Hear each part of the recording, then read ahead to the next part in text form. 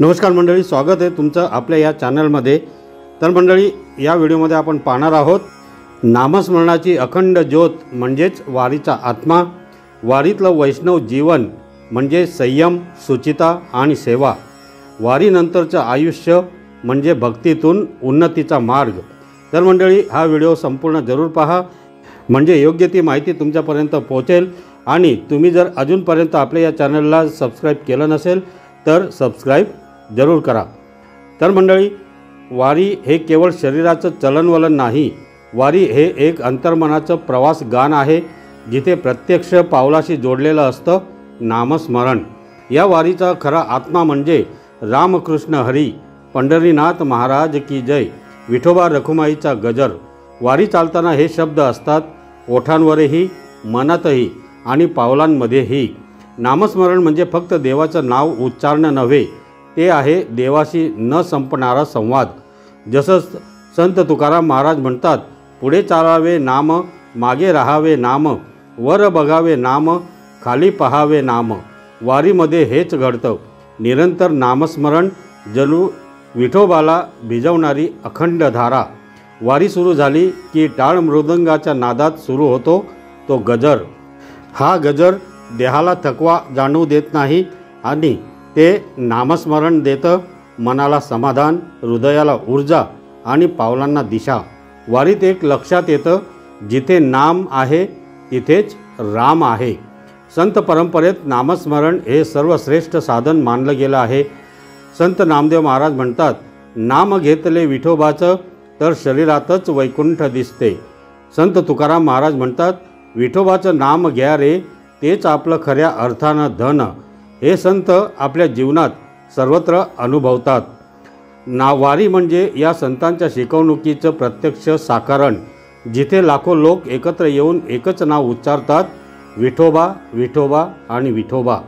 वारीत जे नामस्मरण केलं जातं त्यामागे केवळ भक्ती नाही, तर ते आहे मानसिक शांतीचं वैज्ञानिक तत्त्वज्ञान। वैज्ञानिक दृष्टिकोन असा, नाम जप करताना मन एकाग्र होतं, आपल्या श्वासोच्छ्वासाशी नाम जुळलं की मेंदू शांत होतो आणि त्याने ताणतणाव कमी होतो, सकारात्मक विचार वाढतात, मानसिक शांती मिळते।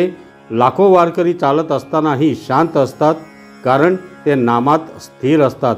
नाम म्हणजे त्यांचं मानसिक आधारस्थान। आध्यात्मिक जागृतीसुद्धा होते। नाम म्हणजे आत्म्याचा आवाज। विठोबाचं नाम घेतलं की आपल्यातल्या विठोबाशी भेट होते। मग बाह्य मंदिराला भेट देणं ही केवळ एक प्रक्रिया उरते, खरी भेट होते मनात।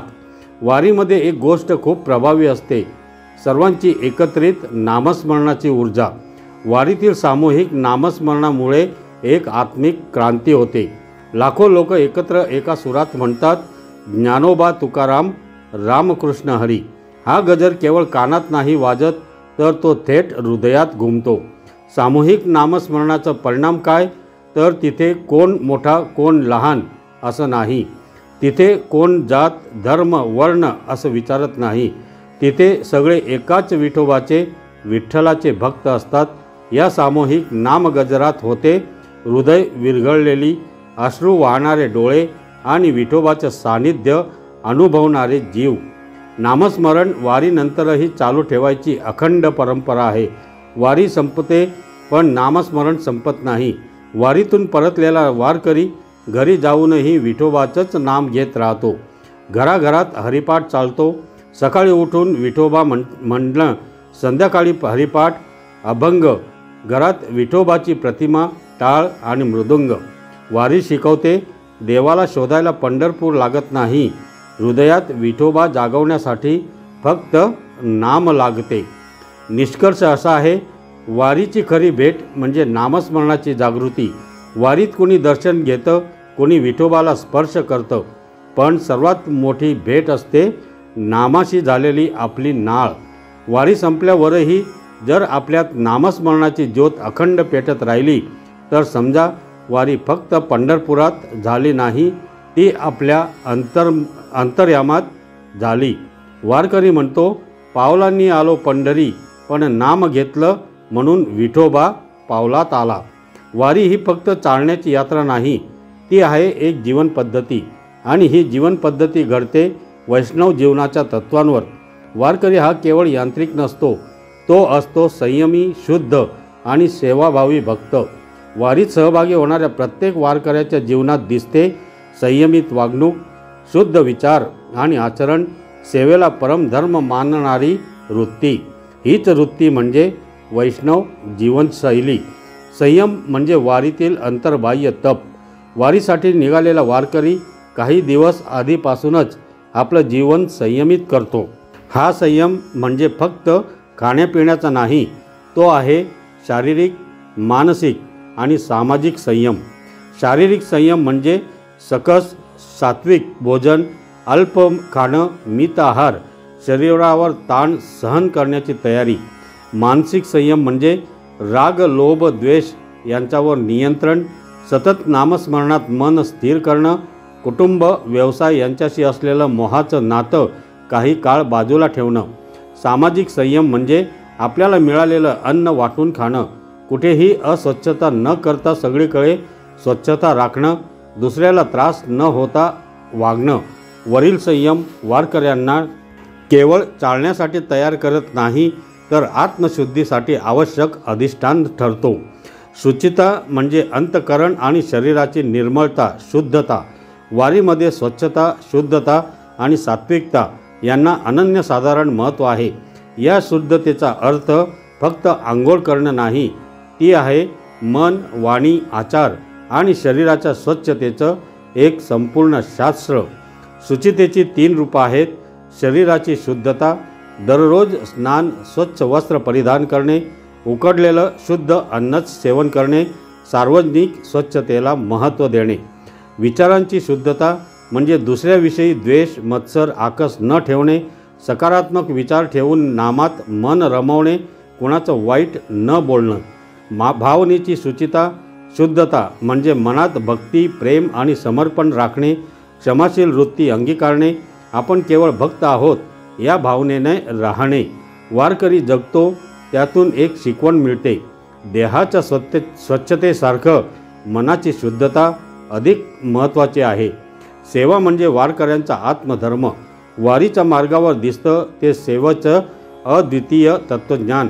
वारीत सेवा करायची म्हणजे कोणाला खाऊ घालणे, कोणाचे पाय चोळणे, कोणाचं ओझं उचलणे, एखाद्याला सावली देणं। सेवा का करतात वारकरी? तर कारण त्यांनी संतांचे उपदेश ऐकलेले असतात। संत तुकाराम महाराजांनी म्हटले, जे सेवा करती आत्मा राम, तयास करी नमस्कार। वारीत सेवा करणे हे स्वतःच्या पापाचं क्षालन असे मानले जाते। वारीतल्या सेवांचे प्रकार म्हणजे फुकट चहा पाणी देणारे दिंडीतले सेवक, वारकऱ्यांचे पाय धुणारे गावकरी, सद्ग्रंथांचे वाचन करणारे वाचक, भजने म्हणणारे, कीर्तन करणारे। आत्मसेवेचे प्रकार। सेवेचे वैशिष्ट्य म्हणजे कोणत्याही अपेक्षेशिवाय केली जाणारी सेवा। वारीत सेवा करतो तो विठोबाचं रूप मानून दुसऱ्यातल्या देवाची पूजा करतो। वारीतलं वैष्णव जीवन म्हणजे सजीव पाठशाळाच आहे। वारी ही एका प्रकारे जगण्याची सजीव पाठशाळा आहे। इथे प्रत्येक जण एक शिष्य असतो आणि विठोबा गुरु असतो। या पाठशाळेत शिकवणं मिळतं संयम, शुचिता आणि सेवा यांच्या माध्यमातून। वारीतील अनुभव म्हणजे काय? तर एका क्षणी थकल्यासारखं वाटतं, पाय सुन्न होतात, अंगात त्राण राहत नाही, पण ओठांवर रामकृष्ण हरी आलं की देहात नवी ऊर्जा संचारते। हीच वारीची प्रेरणा आहे, देवासाठी झिजण्याची, त्याच्या सेवेत वाहण्याची। वैष्णव जीवन आजच्या काळासाठी उपयुक्त का आहे? तर आजच्या युगात जिथे भोगवादी जीवनशैली वाढते, जिथे असहिष्णुता, अहंकार, स्पर्धा भरलेली आहे, जिथे सेवा नव्हे स्वार्थ वाढतोय, त्या काळात वारी शिकवते, एक दिवस संयम पाळून बघ, एक विचार शुद्ध ठेवून बघ आणि एक वेळ निरपेक्ष सेवा करून बघ, विठोबा तुझ्या हृदयात प्रकट होईल। वारी हे वैष्णव जीवनाचं प्रत्यक्ष साकारण आहे। वारी ही एक भक्तिमय जीवनशैली आहे। वारी शिकवते, जे जीवनात स्थैर्य आणते ते संयम, जो आत्मा आणि मनाला निर्मळ करते ती शुचिता, शुद्धता, आणि जी आपल्याला द्वैतमधून अद्वैतमध्ये नेत असते ती म्हणजे सेवा।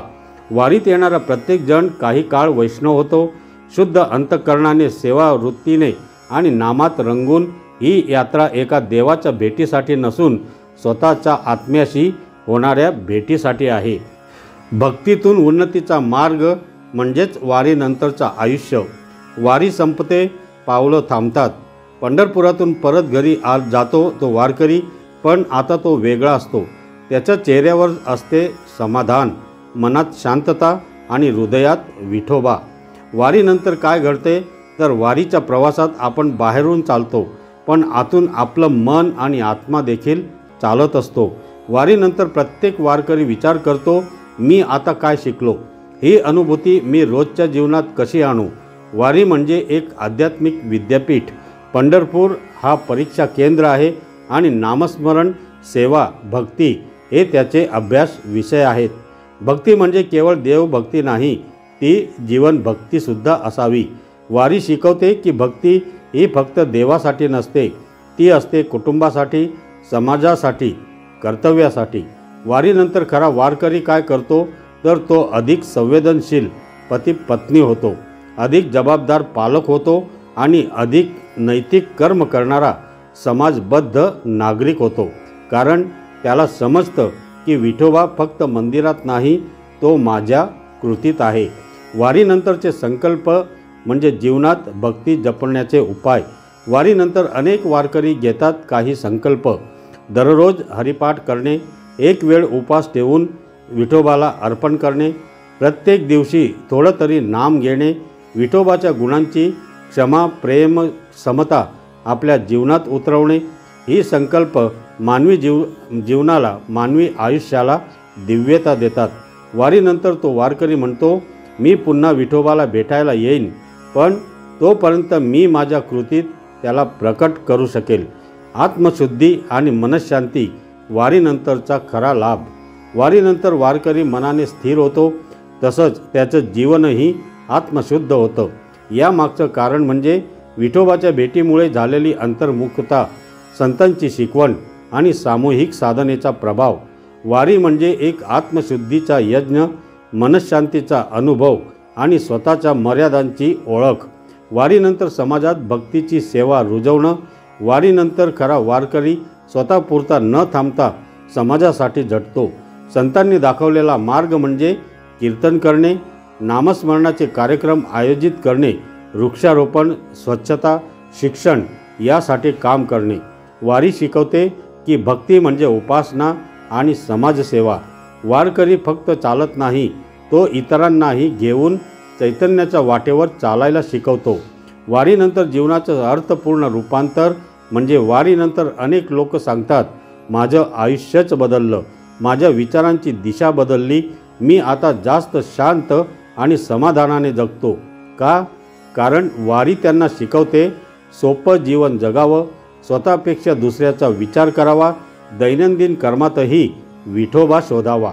वारीनंतर हे मन असं म्हणतं, जिथे मी प्रेमाने वागतो तिथे विठोबा आहे. वारकऱ्याचे जीवन सततच्या भक्तिमय प्रयत्नांचं एक उदाहरण आहे. वारी संपली तरी वारकरी थांबत नाही, तो रोज विठोबाच्या नामात, कर्तव्यात आणि व्यवहारात भक्तीचं बीज रुजवत राहतो. वारकरी म्हणजे सतत चालणारा साधक, मनात नाम घेणारा योगी आणि विठोबाला घरात पाहणारा भक्त. त्याचं आयुष्य म्हणजे प्रपंचात परमार्थ शोधणं आणि भक्तीच्या प्रकाशात वाट चालणं. वारीनंतरचं खरं पंढरपूर म्हणजे वारी फक्त एक धार्मिक प्रवास नाही, ती आहे जीवनदृष्टी बदलणारी तपश्चर्या. वारीनंतर जेव्हा एक सामान्य माणूस माझं आयुष्य विठोबाच्या कृपेने सुंदर झालं असं म्हणतो, तेव्हा समजावं वारीचं खरं यश गवसलं. पंढरपुरात विठोबा भेटतो, पण वारीनंतर आपल्यातल्या विठोबाशी रोज भेट घडवणं हेच खरं म्हणजे भक्ती मार्ग. पंढरपूरची वारी हे नुसतं चालणं नाही, ती एक अंतःकरणातून उमटणारी हाक आहे. वारी चालताना पाय दुखतात, पावसाने अंग चिंब होतं, भूक लागते, पण मनात एकच भावना असते, विठोबाला भेटायला चाललोय. काहींसाठी ही वारी मनशांती आहे, काहींसाठी पुन्हा भेटलेला हरवलेला आई वडिलांचा स्पर्श आहे, कुणासाठी हे जीवनाचं पुनर्जन्म आहे. तुकाराम महाराज, ज्ञानेश्वर माऊली, नामदेव महाराज यांच्या पाऊलखुणा अनुसरणं म्हणजे स्वतःच्या आत्म्याशी संवाद साधणं। वारी म्हणजे एका दिवशीचा सोहळा नाही, ती आहे शतकानुशतके चालत आलेली एक अखंड परंपरा। आषाढी आणि कार्तिकी एकादशीला लाखो वारकरी महाराष्ट्राच्या कानाकोपऱ्यातून पंढरपूरला निघतात। डोईवर टाळ, कमरेला मृदंग, मुखात नाम आणि हृदयात विठ्ठलाला घेऊन।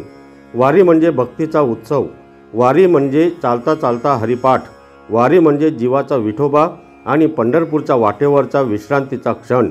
वारी हे केवळ एक धार्मिक सोहळ्याचं नाव नाही, वारी हे एक संस्कृती आहे, एक परंपरा आहे, एक भावना आहे आणि एक आध्यात्मिक चाल आहे। ही अशी चाल आहे की जी पिढ्यानपिढ्या आपल्या लोकांनी मनपूर्वक आणि श्रद्धेने चालवलेली आहे। आषाढी एकादशी आणि कार्तिकी एकादशीच्या आधी जवळजवळ 3 आठवड्यांची ही वारी संतांच्या पालख्या घेऊन निघते आणि पंढरपूर या पवित्र भूमीत जाऊन संपते। वारीचा अर्थ आहे वारंवार चालणे। वारी म्हणजे जीवनाचं प्रतीक आहे। वारी ही नुसती चाल नाही, ती भक्तीची चाल आहे। इथे चालण्यामागे काहीतरी खोल आहे, ती आहे विठोबाच्या भेटीची उत्कट ओढ। वारीमध्ये लाखो भाविक असतात, स्त्री पुरुष, लहान थोर, गरीब श्रीमंत, जाती धर्माच्या पलीकडचे सगळे, आणि सगळ्यांची दिशा एकच असते, ती म्हणजे पंढरपूर। वारीची सुरुवात कुठून झाली याचे ऐतिहासिक दाखले संत नामदेव महाराज, संत ज्ञानेश्वर महाराज यांच्या काळातले आहेत। त्या काळात संत ज्ञानेश्वरांनी आणि संत नामदेवांनी भक्तांच्या संगतीत चालत पंढरपूरला जाण्याची प्रथा सुरू केली। त्यांच्या पावन स्पर्शाने ही चाल परंपरा बनली। नंतर संत तुकाराम महाराजांची पालखी ही त्याच भावाने या मार्गावर चालू लागली। आजसुद्धा ही वारी पालख्या घेऊन सुरू होते। संतांची प्रतिकात्मक उपस्थिती, भक्तांचा समर्पित चाल आणि त्यामध्ये बंधुत्वाची अनुभूती असते। वारीत प्रत्येक गोष्ट शिस्तबद्ध असते। दिंडी हा शब्द खूप महत्त्वाचा। प्रत्येक गाव, प्रत्येक संस्था आणि भागाची आपली एक दिंडी असते। त्या दिंडीतून लोक टाळ मृदुंग घेऊन एकत्र चालतात। यामध्ये अनुशासन पाळलं जातं। अन्नदान, नामस्मरण, हरिपाठ, भजन आणि संध्याकाळी विश्रांती। वारीचे दिवस हे साधनांचे दिवस असतात। आपण चालतो पण शरीर थकते, मन मात्र अधिक शुद्ध होतं। वारीत एकाही व्यक्तीसाठी वेगळी वागणूक नसते। सगळ्यांसाठी अन्न एकसारखं, विश्रांतीची जागा एक समान आणि कोणताही भेदभाव न करता व्यवहार असतो। वारी म्हणजे एक सामाजिक साधना। मनुष्याचा अहंकार, मीपणा आणि भेदभाव यांचा त्याग करत तो सामूहिकतेत विलीन होतो। वारीमध्ये मी नाही, आपण असतो। वारीतले टाळ मृदुंग हे फक्त संगीत नाहीत, ते ध्यानाच्या साधनांसारखे आहेत। प्रत्येक ताल, प्रत्येक गजर मनात खोलवर भिडतो। संत तुकाराम महाराज म्हणतात, टाळ मृदुंगाचा गजर, हरिनामाचा ललित आकार, विठोबाचा ठाव अंतरी, वाट चालते पंढरी। वारी हे केवळ धार्मिक पालन नसून एक आध्यात्मिक अनुभव आहे। विठोबा हे निमित्त असतात, खरा प्रवास आपल्या अंतरंगात होतो। वारीत प्रत्येक पाऊल हे प्रतीक आहे। आत्मोन्नतीचं प्रतीक म्हणजे पाऊल पुढे टाकणे, नम्रतेचं प्रतीक आहे धूळ खात चालणे, संयमाचं प्रतीक आहे एका ठराविक वेगात चालणे आणि एकात्मतेचं प्रतीक आहे सर्वांसोबत चालणे। वारीत चालणं म्हणजे स्वतःच्या त्रुटींवर, चुकांवर मात करत ईश्वराच्या अधिक जवळ जाण्याची कृती। वारी ही फक्त भक्तीची यात्रा नसून समाज प्रबोधनाचं साधन आहे। वारीच्या मार्गावर शौचालय, स्वच्छता, शुद्ध पाणी व्यवस्था, महिलांचा सन्मान, शिस्तीचे नियम यांचं पालन केलं जातं। वारी म्हणजे जिथे गरीबही महाराज असतो आणि श्रीमंतही सामान्य भाविक असतो। वारीचा प्रत्येक क्षण आपल्याला शिकवतो नम्रता, शिस्त, संयम, भक्ती आणि सेवा। ही सारी मूल्य वारीतून समाजाला मिळतात। वारीचा उद्देश फक्त बाहेरच्या विठोबाला भेटणं नाही, तर अंतर्मनातील विठोबाशी एकरूप होणं आहे। जोपर्यंत मन शांत होत नाही तोपर्यंत विठोबा भेटत नाही। वारीत चालणं हे अंतर्मुख होण्याचं साधन आहे। एरवी आयुष्यात चालताना आपण धावतो, पण वारीत चालताना आपण थांबतो, मनाने आणि भावनेने। वारीला सुरुवात झाली ती संत नामदेव महाराज, संत ज्ञानेश्वर महाराज यांच्या पालख्या पंढरपूरच्या वाटेने चालू लागल्या तेव्हापासून। ज्ञानोबांनी हरिपाठाचा आणि भगवद्गीतेचा मार्ग दिला। संत तुकाराम महाराजांनी अभंगातून समाजाला जागवले। संतांचे शब्द हे आजही लाखो पावलांना दिशा देणारे दीप आहेत। वारी ही केवळ चालणं नाही, ती आहे संतांचा वारसा हृदयात बाळगणं। वारीचे जेव्हा मूळ शोधायला जातो तेव्हा आपल्याला संतांच्या पावलांचे ठसे दिसतात। त्या धुळीमध्ये दडलेली भक्ती, प्रेम, समर्पण आणि संस्कृती दिसते। आषाढी वारी म्हणजे केवळ देवदर्शन नव्हे, ती आहे संतांच्या शिकवणीचा अनुभव। ही परंपरा फक्त चालत पंढरपूर जाण्याची नाही, तर ती आहे आत्मशुद्धी, समाज प्रबोधन आणि एकतेची। वारीत सर्वात जास्त प्रभाव टाकणारे 3 संत म्हणजे संत ज्ञानेश्वर, संत नामदेव महाराज आणि संत तुकाराम महाराज। 13व्या शतकात जन्मलेले संत ज्ञानेश्वर महाराज हे वारीचे खरे बीज रोवणारे संत आहेत। त्यांच्या काळात समाजात अस्पृश्यता, रूढी, कर्मकांड आणि ज्ञानापासून दूर ठेवलेले बहुजन समाज यामुळे अंधकार भरलेला होता। पण ज्ञानेश्वरांनी ज्ञानेश्वरी या ग्रंथातून भगवद्गीतेचं साध्या मराठीत भाषांतर करून सर्वसामान्य जनतेसाठी अध्यात्म खुले केले। वारीतील शिकवण म्हणजे ईश्वर सर्वत्र आहे, प्रत्येक जीवात परमेश्वराचा अंश आहे, समाजाचे विभाजन धर्माच्या नावाने होऊ नये, ही त्यांच्या वारीतली शिकवण होती। ज्ञानेश्वरांनी भाविकांसोबत पंढरपूरची वारी सुरू केली। पंढरपूर ते आळंदी हा अध्यात्माचा मार्ग त्यांच्या पावलांमधून गेला। पंढरपूर पाहता जीव जडो तयासी असं म्हणून त्यांनी पंढरपूरला भक्तीचं केंद्र केलं। त्यांच्या पालखीची वारी ही वारीचे आद्य रूप ठरली। संत नामदेव महाराज हे संतांमध्ये विठोबाच्या सर्वाधिक जवळचे। त्यांनी विठोबाला केवळ देव मानलं नाही, तर त्याला मित्र, पिता, सखा, प्रेमी आणि सेवक म्हणून अनुभवलं। नामदेवांचे अभंग प्रेम, समर्पण आणि बालसुलभ ओढ व्यक्त करतात। त्यांचं विठोबाशी नातं हे खूप खास होतं। जसं एखादं मूल आईशी प्रेमाने भांडतं, तसं ते विठोबाशी बोलायचे। त्यांचा वारसा म्हणजे नामदेवांनी विठोबाच्या चरणी निरंतर सेवा केली। त्यांच्या कीर्तनातून भक्तीची ऊर्जा जनतेत झिरपली। नामदेवाचे अभंग संत गुरु नानक यांनी देखील गुरु ग्रंथ साहिबमध्ये स्थान दिलं। त्यांची वारी ही विठोबा आणि भक्त यांच्यातील अत्यंत नात्याची झलक होती। त्यांचा वारीचा भाव असा होता, पंढरीचा विठोबा माझा जीव की प्राण, त्याला पाहता हरपावे देहभान। संत तुकाराम महाराज म्हणजे वारीच्या इतिहासात एक ज्वलंत क्रांती। त्यांनी आपल्या अभंगांमधून आणि कीर्तनामधून भक्तीचा ध्यास संपूर्ण महाराष्ट्रात पसरवला। तुकाराम महाराजांनी वारीला एक नवीन दिशा दिली। वारी फक्त एक तीर्थयात्रा नसावी, ती सामाजिक जागृतीचं माध्यम व्हावी। जातीभेद, अन्याय, अहंकार यांचा नायनाट व्हावा, प्रत्येक माणूस हरिनामात दंग व्हावा। तुकाराम महाराजांच्या पालखीची परंपरा अशी, तुकाराम महाराजांनी त्यांच्या अभंगांमधून वारकऱ्यांमध्ये चेतना निर्माण केली। त्यांनी हरिनाम ही मुक्तीची गुरुकिल्ली म्हणून दिली। त्यांनी वारी म्हणजे भक्ती आणि समाज सुधारणा यांचं सशक्त साधन बनवलं। पंढरीशी जायचे, विठोबा पाहायचा, भक्तीत रंगायचे, मनाशांती पावायची, अशा भावना घेऊन त्यांनी लाखो वारकऱ्यांना वारीच्या वाटेवर आणलं। संत ज्ञानेश्वर महाराजांनी वारीची मशाल पेटवली। संत नामदेव महाराज यांनी त्या मशालीला प्रेमाचं इंधन दिलं आणि संत तुकाराम महाराज यांनी ती मशाल उंच उभी केली, ज्याने अख्खा महाराष्ट्र उजळून निघाला। या संतांच्या पालख्या म्हणजे जगण्याच्या नव्या मार्गाचं प्रतीक आहेत। त्यांनी भक्तीला लोकसंग्रही केलं, त्यांनी अध्यात्म सर्वसामान्य जनतेपर्यंत पोचवलं, त्यांनी भक्तीला सामाजिक परिवर्तनाचं माध्यम केलं। वारी करताना आजही आपल्याला असं वाटतं, मी संत तुकाराम महाराजांबरोबर चालतोय, संत ज्ञानेश्वरांची ओवी ऐकतोय आणि संत नामदेव महाराज माझ्या बरोबर टाळ वाजवतायत। वारी म्हणजे केवळ चाल नाही, ती आहे संत संघाची अनुभूती। यामुळेच लाखो वारकरी ही परंपरा आजही मनापासून पाळतात। आज वारीची लाखो पावलं चालतात, लाखो टाळ वाजतात, लाखो मुखांनी रामकृष्ण हरी घुमतो। हे सगळं संतांच्या वारशाचं फलित आहे। आजच्या काळातही ज्ञानेश्वरी घराघरात वाचली जाते, तुकाराम महाराजांच्या अभंगांनी प्रेरणा मिळते आणि संत नामदेवांच्या भक्तीने डोळे भरून येतात। वारी हे केवळ एक धार्मिक विधी नाही, ती आहे या संतांच्या शिकवणीचा चालता बोलता वारसा। वारी म्हणजे सामूहिक साधना, कोण गरीब कोण श्रीमंत यांचा भेद उरत नाही, सर्वजण एकसारखेच टाळ मृदुंगाच्या तालावर हरिपाठ म्हणतात। वारीत एक पाऊल पुढे टाकताना मनातील एक वासना मागे टाकली जाते। विठ्ठलाच्या भेटीसाठी चालणं म्हणजे आपल्या अहंकाराचा त्याग। साऱ्या पावलात एकच आशा, माझा विठ्ठल भेटावा। वारीत मिळते शिस्त, नम्रता आणि परस्पर प्रेम। यांची शिकवण। वारी म्हणजे चालणे हे आपण सगळेच ऐकत आलो आहोत, पण हे चालणे वेगळं आहे। हे पावलं वेगळं शरीराने चालत नाहीत, ती पावलं आहेत मनाची, आत्म्याची आणि भक्तीच्या प्रवाहाची।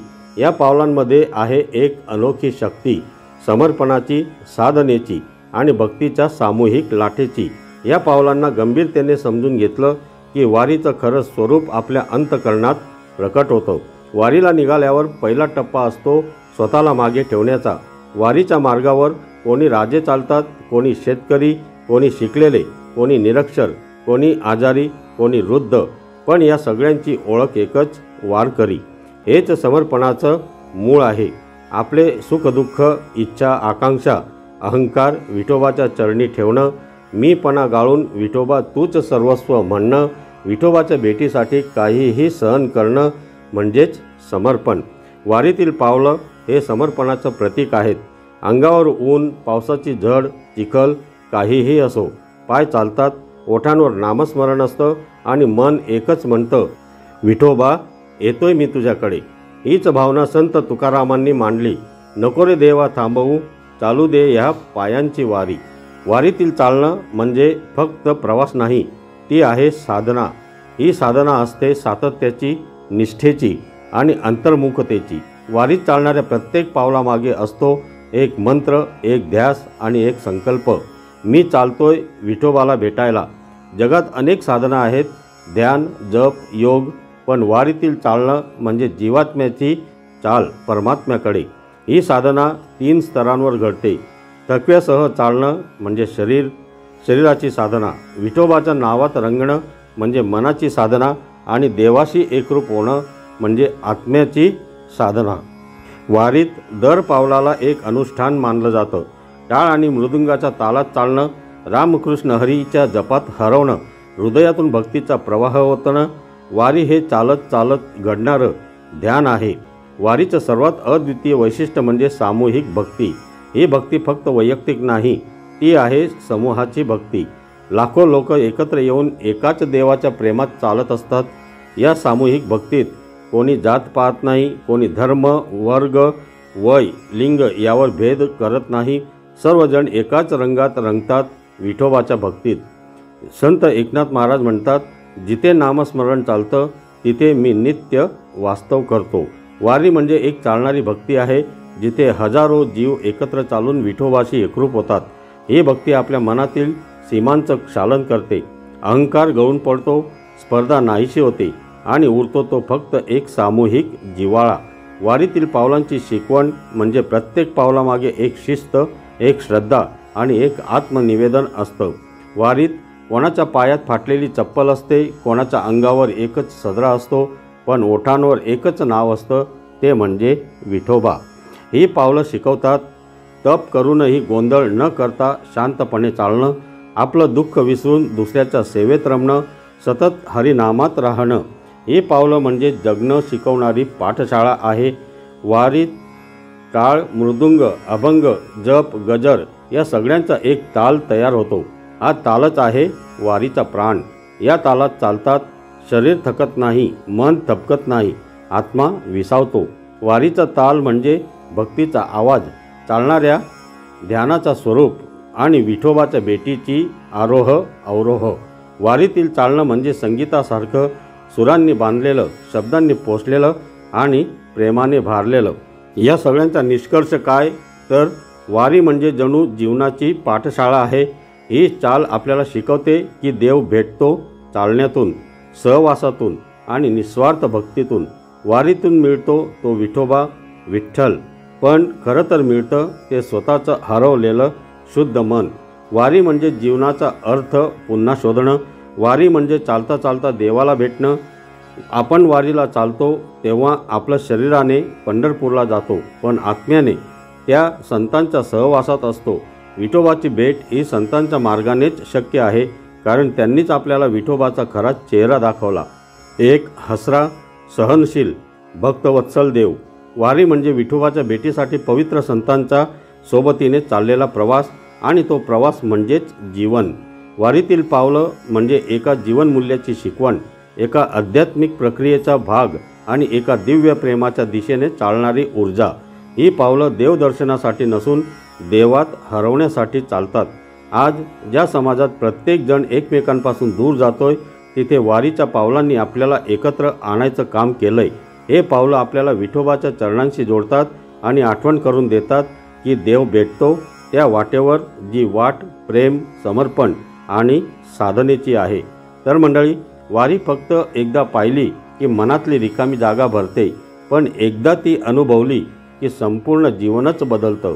वारी म्हणजे प्रेमाचा प्रवाह, वारी म्हणजे नम्रतेची शाळा, वारी म्हणजे विठोबाशी जोडणारा सेतू, पूल। या आषाढी वारीत आपण सर्वांनी एक संकल्प करूया, आपणही चालत राहू विठ्ठलाच्या मार्गावर, विठ्ठलाच्या नामात। वारकरी विठ्ठल भेटीसाठी पंढरपूरला जातात, पण हे केवळ प्रवास नाही, ही आहे भावनेची यात्रा, श्रद्धेची चाल आणि विठ्ठल भेटीची अनंत ओढ। जिथं भक्ती असते तिथं देव आपोआप येतो आणि जिथं नामाचा गजर असतो तिथं आषाढी वारी नक्कीच साकार होते। आज आपण बोलतोय त्या वारीबद्दल जिचं खरं स्वरूप फक्त चालणं नव्हे, ती आहे टाळ, मृदुंग आणि भक्तांच्या डोळ्यातून वाहणाऱ्या आसवांची एक अखंड झुंबर यात्रा। मंडळी, माणसाचं आयुष्य हे शोध आहे, सुखाचा, समाधानाचा आणि सर्वात महत्त्वाचं म्हणजे प्रेमाचा। पण या शोधात एक दिवस असा येतो जेव्हा मनाच्या खोल कपाऱ्यातून एकच हाक येते, ती म्हणजे विठ्ठल विठ्ठल।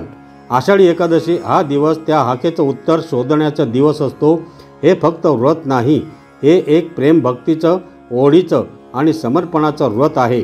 विठ्ठल भेटीची ओढ म्हणजे परमेश्वराशी असलेली आत्म्याची तळमळ। ही ओढ कधी शब्दात मांडता येत नाही, ती डोळ्यातून झरते, पावलातून चालते आणि अंतःकरणातून वाहते। ही ओढ फक्त संतांच्या ओव्यात नाही, ती आजच्या सामान्य माणसाच्या जीवनात सुद्धा आहे। कारण प्रत्येकाला वाटतं एकदा तरी विठोबाच्या पायावर डोकं ठेवू दे। ओढ या शब्दामध्ये एक गूढ ताकद आहे।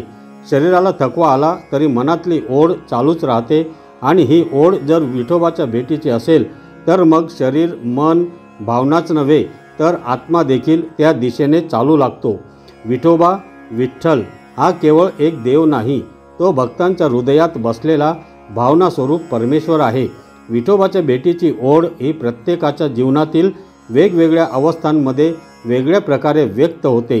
कोणाला ती बालवयात असते, कोणाला ती आयुष्याच्या प्रत्येक क्षणात विठ्ठलाची ओढ लागलेली असते। ही ओढ म्हणजे देव दिसावा इतकीच मर्यादित नाही, ही ओढ आहे त्याला जवळून अनुभवण्याची, त्याच्या चरणी डोके ठेवण्याची आणि त्याच्या प्रेमात विरघळून जाण्याची। अनेकांना वाटतं विठोबा एकदा भेटला की माझ्या जीवनाला अर्थ मिळेल। हे वाक्य वरकरणी साधं वाटतं, पण यामागे वर्षानुवर्षाची प्रतीक्षा, उपासना आणि नात्याचा एक अनोखा स्पर्श असतो। विठ्ठल भेटावा, पंढरपूर दिसावं आणि देह माझा वारीत हरवावा, ही भावना आहे ओढेची, जी जगण्याला नवा अर्थ देते। संत नामदेव महाराज, संत तुकाराम महाराज, संत एकनाथ महाराज यांसारख्या संतांनी संपूर्ण जीवन विठोबाच्या भेटीसाठी समर्पित केलं होतं। त्यांची ओढ ही रोजच्या जीवनात, त्यांच्या शब्दात, त्यांच्या कृतीतून प्रकट होत असते। संत तुकाराम महाराज म्हणतात, आम्हा घरी धन शब्दांचीच रत्ने, शब्दांचीच शस्त्रे आणि यत्न करू। त्यांची प्रत्येक ओवी ही विठोबाशी संवाद होती। विठोबाशी गप्पा मारणं हीच त्यांची साधना होती। हे गप्पा म्हणजे ओढेचा परिपाक होता। संत नामदेव महाराज तर विठोबाला मित्र मानायचे। विठोबा त्यांच्यासाठी केवळ मूर्ती नव्हता, तो होता एक जिवलग मित्र। आजच्या धकाधकीच्या, स्पर्धेच्या, तणावाच्या युगात माणूस हरवला आहे। त्याला पाहिजे आहे शांती, प्रेम आणि आधार, एक अशी शक्ती जी त्याला निस्वार्थ प्रेम देईल। हाच तो क्षण असतो जिथे विठोबा आठवतो, कारण तो आहे असा देव जो आपल्या चुकांचा क्षमा करतो, जो आपल्या डोळ्यातील अश्रू ओळखतो, जो आपल्या ओढीला प्रतिसाद देतो। आज हजारो तरुणही वारीला जातात का? कारण विठोबा त्यांच्यासाठी रिलेटेबल आहे। तो कोपऱ्यात उभा असलेला देव नाही, तो त्यांच्या हृदयात आहे आणि चालत्या पावलात आहे। विठोबा उभा आहे, डोळे मिटलेले, हात कमरेवर, पायात 12 फूट धुळीत रुतलेले का उभा आहे तो? कारण तो वाट पाहतोय तुझ्या ओढीची. विठोबा भक्ताच्या एका हाकेसाठी 1000 वर्ष उभा राहू शकतो, कारण त्याला माहीत आहे माझा भक्त चालतोय, थकतोय, पण माझ्या भेटीच्या ओढीनेच जगतोय. विठोबाशी नातं अधिकाराचं आहे. भक्त म्हणतो माझा विठोबा आणि विठोबा म्हणतो माझा भक्त. ही ओढ म्हणजे केवळ भक्ती नव्हे, ती आहे अहंकाराचा त्याग करून आत्म्यातील परमेश्वराशी एकरूप होण्याची लालसा. विठोबाची ओढ म्हणजे एक सुप्त आध्यात्मिक ऊर्जा, जी चालणं करत आपल्याला साक्षात्कारापर्यंत घेऊन जाते. ती आहे अश्रूंमधून वाहणारी प्रार्थना, ती आहे पावलांमधून उमटणारी साधना. वारीतील कोणतीही व्यक्ती कधीही असं म्हणत नाही की मी थकलो, कारण विठोबाच्या भेटीची ओढ ही शरीराला थकू देत नाही. ही ओढ शरीराला बळ देते, मनाला शांतता देते आणि आत्म्याला समाधान देते.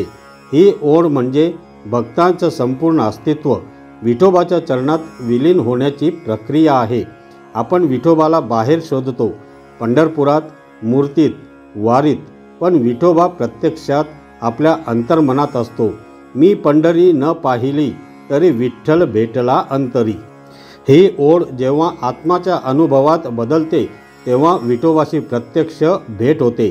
विठोबाची खरी भेट ती आहे जेव्हा मन थांबतं, जेव्हा विचार विराम घेतात आणि जेव्हा मी हरवतो.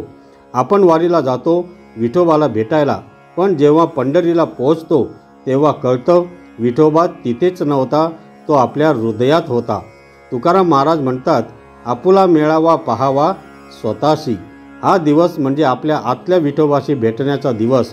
मग देवळात जाओ वा नको, पण जर हृदयात तो प्रकट झाला तर ही वारी सफल झाली असं समजा. पंढरपूर हे केवळ एक तीर्थक्षेत्र नाही, ते एक जिवंत अनुभव आहे, जिथं लाखो भक्त एका ओढीने, एका आवाजाने आणि एका नादाने चालू लागतात. हे शहर नाही, हे एक प्रेमाचं, समर्पणाचं आणि नात्याचं घर आहे. इथं आषाढीच्या दिवशी मी नामशेष होतो आणि उरतो फक्त तो विठोबा. आणि मग वाटतं आता काही नको, तू आहेस ना, बस झालं. पंढरपूर हे केवळ एक तीर्थक्षेत्र नाही, ते आहे भक्तीचं हृदयस्थान. चंद्रभागेच्या वाळवंटात डोळे मिटून उभा असतो तो विठोबा, वारकऱ्यांची वाट पाहत. तो आहे विठ्ठल, जो भेटतो चालल्यावर पण राहतो प्रत्येकाच्या अंतर्मनात. पंढरपुरात आल्यावर कोणाचं डोळं कोरडं राहत नाही आणि कोणाचं मन रिकामं राहत नाही, कारण इथेच भेटतो तो देव जो आपल्यातलाच वाटतो. वारी हे नुसतं चालणं नाही, ती एक अंतःकरणातून उमटणारी हाक आहे. वारीत चालताना पाय दुखतात, पावसाने अंग चिंब होतं, भूक लागते, पण मनात एकच भावना असते, विठोबाला भेटायला चाललोय. काहींसाठी ही वारी मनशांती आहे, काहींसाठी पुन्हा भेटलेला हरवलेला आई वडिलांचा स्पर्श आहे, कुणासाठी हे जीवनाचं पुनर्जन्म आहे. तुकाराम महाराज, ज्ञानेश्वर माऊली, नामदेव महाराज यांच्या पाऊलखुणा अनुसरणं म्हणजे स्वतःच्या आत्म्याशी संवाद साधणं. जुलै महिन्यातल्या त्या पावसात भिजणं, चिखलात चालणं, याला कारण काही शारीरिक बळ नव्हे, कारण असते ती ओढ विठोबाच्या दर्शनाची. पाऊस जणू त्याच्या कृपाधारेसारखा वाटतो. प्रत्येक थेंब म्हणजे विठ्ठलाच्या डोळ्यातून वाहणारं प्रेम आहे. आणि आपण चालतोय त्या पावसात, कारण आपली प्रार्थना आकाशातून झिरपत असते, देवा तुझं दर्शन हवंय फक्त एकदा. आषाढी एकादशी म्हणजे केवळ एक धार्मिक दिन नाही, तो हृदयातला विठोबाला जागवण्याचा दिवस आहे. कित्येकांनी संसाराच्या गडबडीत हरवलेलं मन इथे पुन्हा सापडतं. कुणी मुलगं हरवलेलं आईला शोधतं, तर कुणी विठोबाला बाबा मानून त्याच्या मांडीवर डोकं ठेवतो. एक दिवस असा असतो जेव्हा हजारो डोळ्यातून अश्रू वाहतात, पण ते दुःखाचे नसतात, ते असतात ओळखीच्या प्रेमाचे, विठोबाच्या भेटीचे. वारीत वाजणारे टाळ, मृदंग हे केवळ वाद्य नाहीत, ते प्रत्येकाच्या अंतःकरणाचा ठोका आहेत. विठ्ठल विठ्ठल हे नाम घेताना शरीर थकलं तरी मन चालत राहतं, कारण या नामात आहे शक्ती, या नामात आहे प्रेम. माणसाच्या जीवनात सर्वात शुद्ध असा क्षण कोणता असेल तर तो म्हणजे जेव्हा आपण भक्तिरसात पूर्ण विरघळतो आणि स्वतःचं भान हरवून बसतो. विठोबाच्या भेटीची ओढ ही केवळ देवदर्शनाची इच्छा नाही, ती आहे एक जीवात्म्याची परमात्म्याकडे परतण्याची प्रक्रिया.